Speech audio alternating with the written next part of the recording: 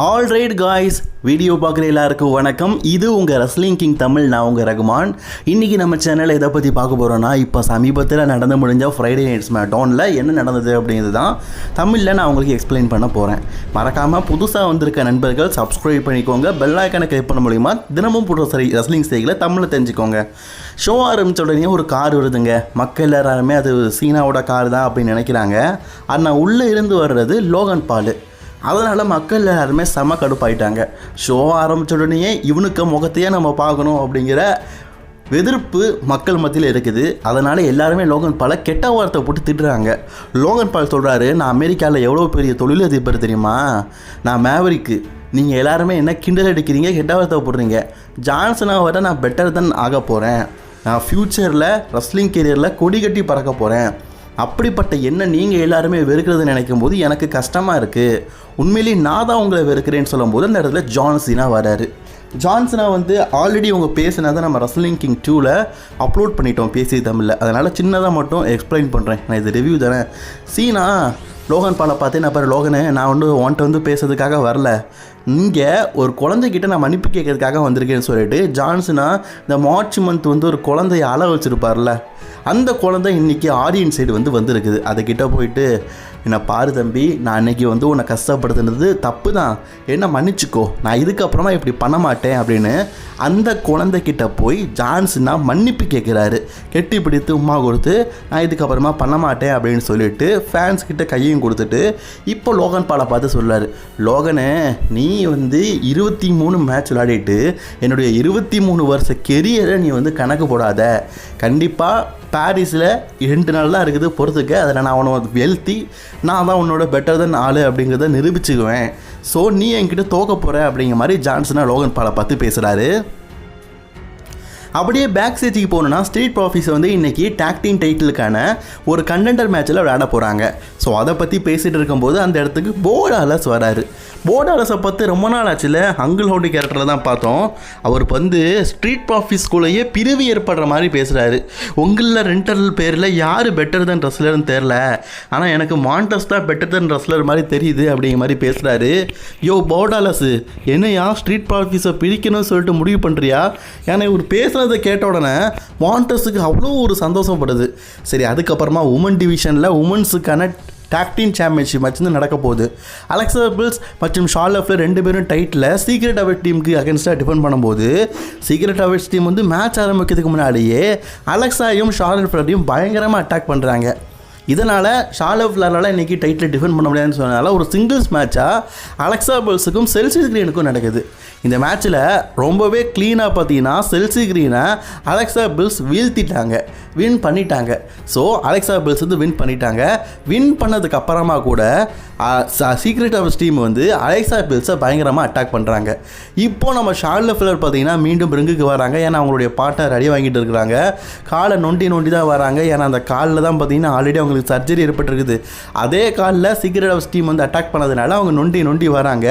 But இருந்தாலும் secret of டீமில் 3 பேர் இருக்கிறாங்க. அந்த 3 பேரும் சேர்ந்து பார்த்தீங்கன்னா அலெக்சா பில்ஸையும் சரி ஷார்லட் ஃப்ளேரையும் சரி அடித்து தம்சம் பண்ணிட்டாங்க. இன்றைக்கி செல்சி கிரீன் கெத்து காட்டிட்டாங்க. பட் ஆனால் ஷார்லட் ஃப்ளேர் அடித்ததுனால இன்றைக்கி அவங்களால டாக் டீம் டைட்டில் டிஃபெண்ட் பண்ண முடியாமல் போயிடுச்சு. சரி, கூடிய சீக்கிரம் இந்த மேட்ச் மீண்டும் ஒரு முறை நடக்கும் அப்படின்னு சொல்லி எதிர்பார்க்கலாம். இன்றைக்கி டாக் டீம் சாம்பியன்ஷிப் மேட்ச் நடக்கலை. பட் ஆனால் கூடிய சீக்கிரம் நடக்கும் அப்படின்னு WWE சொல்லியிருக்கிறாங்க. அடுத்ததாக சாமி ஜெயினை பேக் ஸ்டேஜில் காட்டுறாங்க. சாமி ஜெயின் இன்னைக்கு சோலோ சிகாவை எதிர்த்து யுனைடெட் டைட்டிலுக்காக மோத போகிறாரு. அதில் என்ன சொல்கிறாருன்னா, நான் US சாம்பியன்ஷிப்பாக இதுக்கு முன்னாடி 2 தடவை மோதி இருக்கிறேன். நான் WWEடைய ரா டெபியூட் ஷோவில் வரும்போதே, அதாவது முதல்ல மெயின் ராஸ்டருக்கு வரும்போதே US சாம்பியன்ஷிப்பாக தான் மோதினேன் ஜான்சனா கூட. இப்போது லாஸ்ட் டைமாக நான் மோத போகிறேன். கண்டிப்பாக இன்றைக்கி நான் சோலஸுக்காக வீழ்த்தி முடிஞ்ச அளவுக்கு சாம்பியனாக ட்ரை பண்ணுவேன் அப்படிங்கிற மாதிரி சொல்லியிருக்காரு. இன்டர் கான்டினென்டல் சாம்பியன்ஷிப்புக்காக நான் மோதின எல்லா மேட்ச்லையும் வின் பண்ணியிருக்கேன். ஆனால் இந்த தடவை US சாம்பியன்ஷிப்பை நான் வின் பண்ணி ஒரு சாதனை பண்ணுவேன் அப்படின்னு சொல்லியிருக்காரு. சரி, வின் பண்ணுறாரா பார்க்கலாம். அதே மாதிரி டேமியன் பிரிஸ்கிட்ட அலெக்சா பில்ஸை பற்றி கேட்கும்போது அலிஸ்டார் பிளாக் பார்த்தீங்கன்னா ஒரு ப்ரொமோ கோட் போடுறாங்க. அதில் மாந்திரிகமான ஒரு இடத்துல இருந்து கூடிய சீக்கிரம் டேமியன் பிரிஸை பழி வாங்குவேன் அப்படிங்கிற மாதிரி ஒரு ப்ரொமோவை பார்த்தீங்கன்னா டேமியன் பிரிஸுக்காக டெடிகேட் பண்ணுறாரு. டேமியன் பிரிஸ் சொல்கிறாரு, எனக்கு அலிஸ்டார் பிளாக்கை பார்த்து எந்த வகையிலையும் எனக்கு பயம் கிடையாது, அலிஸ்டார் பிளாக் எப்போ வந்தாலும் சரி அவங்க கூட நான் மோதுறதுக்கு ரெடியாக இருக்கேன் அப்படிங்கிற மாதிரி சொல்கிறாரு. ஸோ இவங்களுக்குள்ள எப்போ தான் ரீமேட்ச் நடக்கும்னு தெரில, பட் நான் கூடிய சீக்கிரம் நடக்கும்னு சொல்லியிருக்கிறாங்க. வெயிட் பண்ணி பார்க்கலாம். அடுத்ததா மிஷின் மியாயம் இருக்கிறாங்கல்ல, அவங்க கியானா ஜேம்ஸ், அதாவது நம்ம ஜூலியா கூட ஒரு அக்கா சுற்றிட்டு இருப்பாங்களா மேக்கப் போட்ட அக்கா, அந்த அக்கா கூட ஒரு மேட்ச் இன்னைக்கு ஜூலியாவுக்கு இருக்குது, மிஷின் மியாயமுக்கு இருக்குது. இதில் மிஷின் மியாயம் வின் பண்ணிட்டாங்கன்னா ஜூலியாவை எதிர்த்து யுனைடெட் சாம்பியன்ஷிப்பாக மோதுற ஃபியூச்சர் வாய்ப்பு கிடைக்குமா. கியானா ஜேம்ஸோட என்ட்ரன்ஸ் நல்லா இருக்குங்க. கிட்டத்தட்ட இவங்க வந்து டபிள்யூபிள்யூக்கு வந்ததுக்கப்புறமா விளையாடுற முதல் மேட்ச் அப்படின்னு நினைக்கிறேன் மெயின் ராஸ்டரில். ஸோ ஒரு சூட் கேஸ்லாம் கொண்டு வந்து கெத்து காட்டுறாங்க. ஆக்சுவலி பரிதாபமாக ஆயிடுச்சுங்க. ஏன்னா இதுதான் அவங்க டபிள்யூபிள்யூக்கு வந்ததுக்கப்புறமா மெயின் ஷோவில் விளையாடுற ஃபஸ்ட்டு மேட்ச்சு. அந்த மேட்ச் ஆரம்பித்த உடனேயே இவங்க வந்து கையில் வச்சுருக்கிறாங்கல்ல பேக், அதை வச்சு அட்டாக் பண்ணும்போது கரெக்டாக மிஷின் ரோல் அப் முறையில் வின் பண்ணிட்டாங்க. ஐயோ பாவங்க, அவங்களே எப்படியாவது இன்றைக்கி தான் பார்த்தீங்கன்னா ஃபஸ்ட் டைம் விளையாடுறாங்க, அதில் வின் பண்ணலான்னு பார்த்தா மிஷின் மியாயம் வந்து வின் பண்ணிட்டாங்க. மிஷினு நீ கலக்கிறப்போ. ஸோ மிஷின் மியாயம் வந்து இன்றைக்கி வெற்றி பெற்றதுனால அவங்களுக்கு யுனைடெட் சாம்பியன்ஷிப்பான வாய்ப்பு கிடைக்க போகுது. பட் நான் தோற்று போன கடுப்புலையும் வெறுத்திலையும் இருந்த கியானா ஜேம்ஸ் ஜூலியா 2 பேருமே சேர்ந்து மிஷின் மியாயம்மை பயங்கரமாக அட்டாக் பண்ணுறாங்க. அதுலேயும் குறிப்பாக பார்த்தீங்கன்னா ரிங்குக்கு வெளியில் அந்த ஸ்டீல் ஸ்ட்ரெப் இருக்குல்ல, அதுக்கிட்ட போய் பயங்கரமாக அட்டாக் பண்ணியிருப்பாங்க. மிஷின் மியாயம்மை பார்க்கும்போது பரிதாபமாக இருக்குப்பா. இந்த ஜூலியா கிட்ட இருக்கிற யுனைடெட் சாம்பியன்ஷிப்பை பேசாமல் மிஷின் மியாயம்கிட்டே கொடுத்துடலாம். ஏன்னா ஆக்சுவலாக அது ஒரு மிட் கார்டு டைட்டில், மிட் கார்டுக்கு தான் தேவை. ஜூலியாக்கா நீங்கள் டைட்டில் வின் பண்ணி என்ன பண்ணுறீங்க? டபிள்யூபிள்யூக்கு வந்த மெயின் ராஸ்டருக்கு வந்த ஒரு சில தினங்கள்லேயே NXT சாம்பியனா நீங்கள் அங்கே நல்லா இருந்தீங்க. ஆனால் இப்போ உங்கள் ஹேர் ஸ்டைலும் நல்லா இல்லை, மெயின் ராஸ்டருக்கு வந்து உங்களுடைய டைட்டில் ரேஜும் நல்லா இல்லை. ஏங்க்கா எப்படி இருந்த நீங்கள் இப்படி ஆகிட்டீங்க, எதனால்? அடுத்தது நம்ம ட்ரூ மேக்கின்டையரோட டைம். ட்ரூ மேக்கின்டையர் போன வாரம் பார்த்தீங்கன்னா ராண்டி ஆர்டன் அட்டாக் பண்ணியிருப்பார்.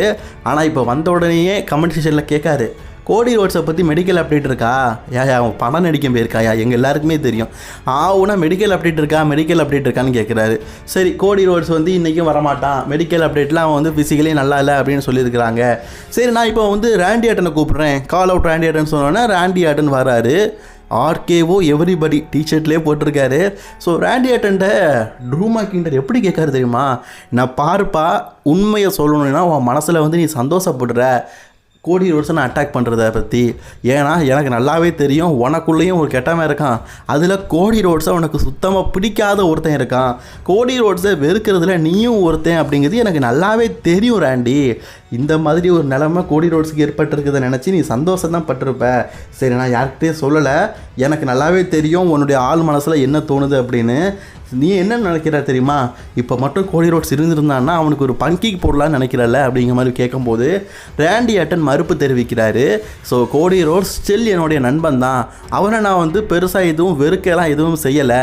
அது மட்டும் இல்லாமல் ட்ரூ, நான் ஒன்றை வெறுக்கிறேன் அப்படின்னு சொல்லும்போது ஸோ ட்ரூ மேக்கின்டையர் கொஞ்சம் கோவப்பட்டார். ஏன்னா நம்ம இவ்வளோ பேசி மயங்கலைன்னு சொல்லிட்டு ராண்டி ஆர்டன் மண்டேலேயே ஒரு முட்டு, ராண்டி ஆர்டன் கீழே விழுந்துட்டார். அதுக்கப்புறமா அவருக்கு கிளைமோர் போடலான்னு பார்க்கும்போது ராண்டி ஆர்டன் உஷாராயிட்டார்.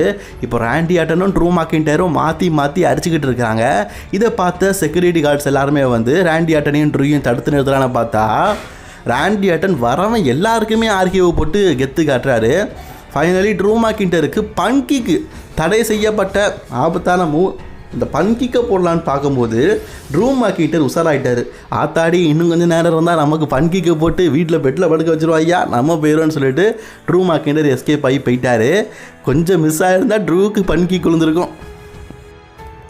அதுக்கப்புறமா பேக் ஸ்டேஜில் மிஸ் அண்ட் கார்மலைஸ் வந்து இன்றைக்கி டாக் டீம் சாம்பியன்ஷிப்புக்கான கண்டெண்டர் மேட்ச்சில் பங்கேற்க போகிறாங்கல்ல, அதை பற்றி பேசிகிட்டு இருக்காங்க. நம்ம கண்டிப்பாக வெற்றி பெறணும், நமக்குள்ளே வந்து கண்டிப்பாக ஒற்றுமை இருக்கணும் அப்படின்னு பேசிகிட்டு இருக்கும்போது ஐயன் போர்டாலாஸ் இங்கே வந்துட்டார். உங்கள் 2 பேரில் பெட்டர் தென் வந்து கார்மலைஸ் தான் சொல்லும்போது மிஸ்ஸோட முகமும் மாறுது. போர்டாலாஸ் நீ என்னையா வேலை பார்த்துட்டு இருக்க?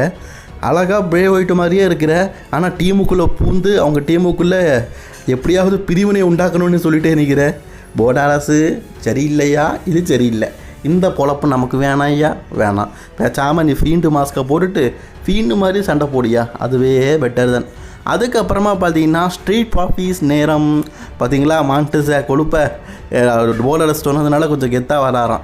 ஸோ இன்றைக்கி கார்மலைஸ் மிஸ்ஸுக்கு அகேன்ஸ்டாக பார்த்தீங்கன்னா டாக் டீம் சாம்பியன்ஷிப்புக்கான அந்த கண்டெண்டர் மேட்ச்சை தான் விளையாட போகிறாங்க. பொதுவாகவே டேக் டீம் மேட்ச் எப்படி இருக்குன்னு தெரியும், அதனால் நான் ரிசல்ட்டை சொல்லிடுறேன்.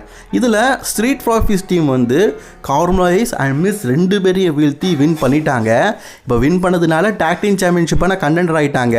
கிளாஸ் இன் பாரிஸில் இப்போ WWE அஃபிஷியலி 6வது மேட்சை கன்ஃபார்ம் பண்ணிட்டாங்க.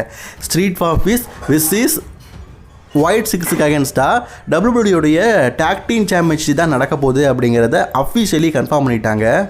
வாவ், பரவாயில்லப்பா. டேக் டீம் சாம்பியன்ஷிப் சம்மர் ஸ்லாமில் டிஃபன் ஆகி இப்போ கிளாஸ் இன் பாரிஸ்லையும் டிஃபன் ஆகுது. எனக்கு தெரிஞ்சு சம்மர் ஸ்லாமில் டிஃபன் ஆகிட்டு அதுக்கு இப்போ டிஃபன் பண்ணுற ஒரு பெரிய ரெக்கார்டுங்க. ஏன்னா ஸ்மாக் டவுன் டைட்டிலலாம் இப்படி கண்டுக்கவே இல்லை. இப்போ பரவாயில்ல, ஸ்டோரி நல்லா கொண்டு போகிறாங்கன்னு சொல்லிட்டு டேக் டீம் சாம்பியன்ஷிப்பான வாய்ப்பை பேப்பரிஸில் கொடுக்குறானுங்க. அந்த வகையில் சந்தோஷம்தான். ஆனால் கிளாஸ் இன் பாரிஸில் கூட ஒரு 2 மேட்ச் ஆட் பண்ணியிருக்கலாம். ஏன்னா கிளாஸ் இன் பாரிஸில் இது வரைக்கும் 30,000 டிக்கெட் வந்துருக்கானுங்களாம். சரி, அதுக்கப்புறமா பார்த்தீங்கன்னா நம்ம ராண்டி ஆட்டன் வந்து அப்பாலஜி கேட்குறாரு. சரி, நான் வந்து பண்ணது தப்பு தான், மன்னிச்சுக்கோன்னு சொல்லும்போது ஸ்மாக் டவுன் ஜென்ரல் மேனேஜர் நீ அடிக்கடி இப்படி தான் பண்ணுற, இது கண்டிப்பாக இதாக பண்ணணும்னு சொல்லும்போது கையில் இருந்து ஒரு சிறப்பு பாட்டில் கொடுக்குறாரு. என்னையா இது அப்படின்னு கேட்டால், இது வந்து சில்லியா ஏதோ ஒரு சொன்னார, ஃபயர் விட்டான் அப்படிங்கிற ஒரு விஸ்கியா. அட பாவியலா டபிள்யூ, இதை குடிச்சு என்ஜாய் பண்ணின்னு சொல்லி கொடுக்குறாரு. WWE நீ எதெல்லாமோ ப்ரொமோட் பண்ண, டிவியில் எல்லா குழந்தைகளும் பார்க்கும், அவங்க முன்னாடி விஸ்கியே ப்ரமோட் பண்ணுறியா, நீ நல்லா இருப்பியா, இந்த காசு உனக்கு செரிக்குமா? மக்களே, நீங்கள் யாரும் இதெல்லாம் ட்ரை பண்ணாதீங்க. ட்ரூத் வேறு, இது நல்லா இருக்கும், நல்லா குடி அப்படின்னு சொல்லிட்டு என்ஜாய் வேறு பண்ணுறாரு. ப்ரொமோட் பண்ணுங்கய்யா, எதை வேணாலும் ப்ரொமோட் பண்ணுங்கள், சரக்கை மட்டும் ப்ரொமோட் பண்ணாதீங்க. அதுவும் ராண்டி ஆட்டனை வச்சு ப்ரொமோட் பண்ணுறீங்களேடா, ஏன்டா, நல்லா இருப்பியலடாடா. அதுக்கப்புறமா பார்த்தீங்கன்னா நம்ம டிஃப்னி கிட்ட ஜெரிகார்கள் சொல்கிறாங்க, ஸ்மாக் டவுன் ஜென்ரல் மேனேஜர் ஒரு விஷயம் சொல்லியிருக்காரு. போன வாரம் வந்து நான் நயா ஜாக்ஸை வீழ்த்தி வின் பண்ணதுனால நான் ஒரு கண்டென்டராக செலக்ட் ஆகிட்டேனா. ஸோ கூடிய சீக்கிரம் உன்னுடைய உமன்ஸ் சாம்பியன்ஷிப்பாக நான் வந்து மோத போகிறேன், மீண்டும் மோத போகிறேன் சொல்லும்போது டிஃப்னி சொல்கிறாங்க, உனக்கு ஒரு விஷயம் தெரியுமா, 2025 நான் வந்து அன்டிஃபிட்டடு, எந்த ஒரு உமன் ரெஸ்லர்லையும் இல்லாத ஒரு சாதனையை படிச்சிருக்கேன். அன்டிஃபிட்னே இது வரைக்கும் அவங்க 2025 தோற்றதே இல்லையா. ஸோ என்ன நீ வீழ்த்தணும்னு நினைக்கிறது கண்டிப்பாக முடியாது, இந்த தடவை நான் தான் வின் பண்ண போகிறேன், உன்னால தான் என்னை வீழ்த்த முடியாது அப்படின்னு சொல்லும்போது ஜேர்கார்கள் பார்த்துக்கலாம், கூட இருக்க சண்டை போடும்போது அதில் ரிசல்ட் எப்படி வருது அப்படிங்கிறத பார்த்துக்கலாம் அப்படிங்கிற மாதிரி சொல்லிட்டு போயிட்டாங்க. கூடிய சீக்கிரம் ஜேர்கார்களுக்கும் டிஃபினிக்கும் பார்ட் 2 மேட்ச் நடக்க போகுது. அது எப்போன்னு தான் தெரில, நடக்கும்னு சொல்லியிருக்கிறாங்க, அது எப்போன்னு சொல்லலை. அண்ட் சோலோ சிகாவா மேட்ச் விளாட முன்னாடியே சொல்லிட்டு வராரு, இந்த யுனைடெட் சாம்பியன்ஷிப்பை தக்க வச்சுக்க எனக்கு தெரியும், என் டீம் மெம்பர்ஸும் அதுக்கு ஹெல்ப் பண்ணுவாங்க. ஸோ இன்றைக்கி சாமி ஜெயினால் எக்காரணத்தை கொண்டு இந்த டைட்டில் என்கிட்ட இருந்து பிடுங்க முடியாது. எவ்வளவோ கான்ஃபிடண்ட்டாக இருக்கிறீங்க சோலோ சிகாவா. சரி சரி, நல்லது தான். ஸோ இப்போ சோலோ சிகாவா அவருடைய யுனைடெட் சாம்பியன்ஷிப்பை பார்த்தீங்கன்னா சாமி ஜெயினுக்கு அகேன்ஸ்டாக பார்த்தீங்கன்னா டிஃபென்ஸ் செய்ய போகிறாரு. சோலோ சிகாவா கிட்டத்தட்ட ஒரு 60 நாள் கிட்ட யுனைடெட் சாம்பியன்ஷிப்பை தக்க வச்சுருக்காரு. ஒரு 4 தடவை யுனைடெட் சாம்பியன்ஷிப்பை டிஃபெண்ட் பண்ணியிருக்காரு. சாமி ஜெயினுக்கு மக்கள் மத்தியில் சரியான வரவேற்புங்க. இந்த சாமி ஜெயினுக்கு தான் அங்கே எங்கே போனாலும் மக்கள் வரவேற்பு இருக்குது. அண்ட் சோலோ சிகாவா சோழநாதன், சோழ தேசத்தின் ராஜா என்ன வேணால் சொல்லலாம். எனக்கு ரொம்ப பிடிச்ச ஆளுங்க.